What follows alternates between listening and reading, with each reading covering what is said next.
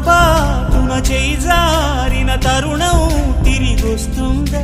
ప్రతి పూటొక పుటలా తన పాఠం వివరిస్తుందా? మన కోసమే తనలో తను రగిలే రవి తపనంత కనుమూసిన తరువాతనే పెను చీకటి చెబుతుందా? కడతేరని పయనాలెన్ని పడదోసిన ప్రణయాలెన్ని అని తిరగే ఛాయా చరిత పుటలు వెను చూడక ఉరికే కథలు తమ ముందు తరాలకు స్మృతుల చితులు అందించాలా ప్రేమికులు. ఇది కాదే విధిరాత అనుకోదేం ఎదురీత.